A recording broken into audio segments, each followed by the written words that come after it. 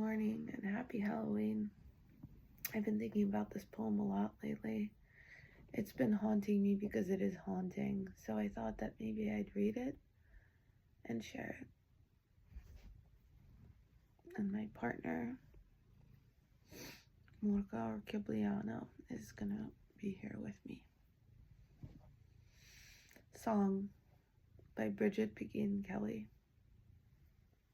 Listen. There is a goat's head hanging by ropes in a tree. All night it hung there and sang, and those who have heard it felt a hurt in their hearts and thought they were hearing the song of a night bird. They sat up in their beds, and then they lay back down again.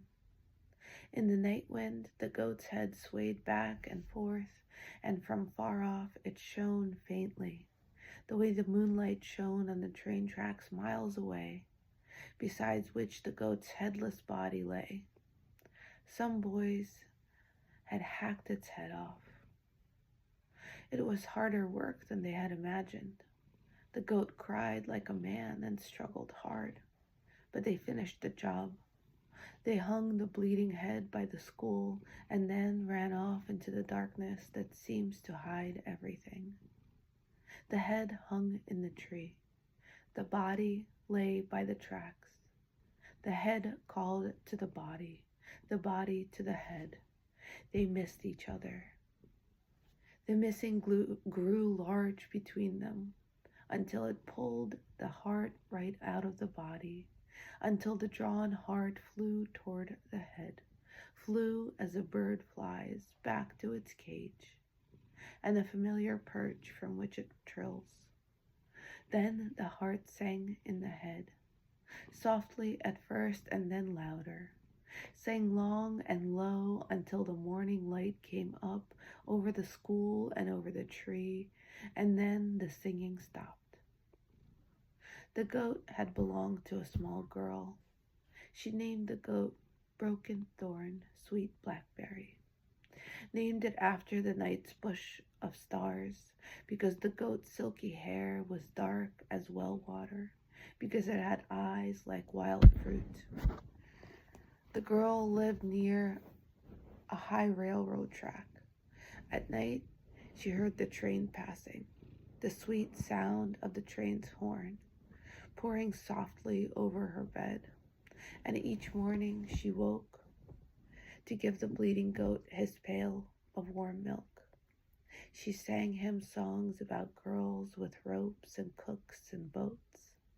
She brushed him with a soft brush. She dreamed daily that he grew bigger, and he did. She thought her dreaming made it so.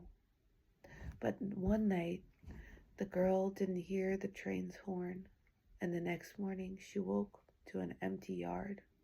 The goat was gone. Everything looked strange. It was as if a storm had passed through while she had slept. Wind and stones, rain stripping the branches of fruit. She knew that someone had stolen the goat, and that he had come to harm. She called to him all morning and into the afternoon. She called and called. She walked and walked. In her chest, a bad feeling, like the feeling of the stones gouging the soft undersides of her bare feet. Then somebody found the goat's body by the high tracks, the flies already filling their soft bottles at the goat's torn neck. Then somebody found the head hanging in a tree by the school. They hurried to take these things away so that the girl would not see them. They hurried to raise money to buy the girl another goat. They hurried to find the boys who had done this, to hear them say it was a joke. A joke. It was nothing but a joke. But listen. Here's the point. The boys thought to have their fun and be done with it. It was harder work than they had imagined. This silly sacrifice.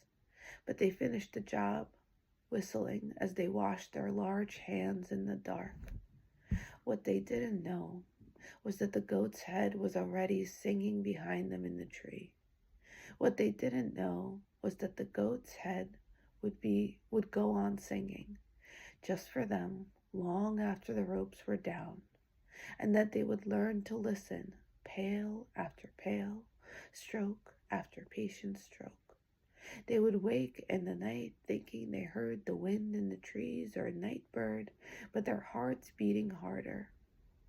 There would be a whistle, a hum, a high murmur, and at last a song, the low song a lost boy sings, remembering his mother's call. Not a cruel song, no, not cruel at all. This song is sweet. It is sweet. The heart dies of this sweetness.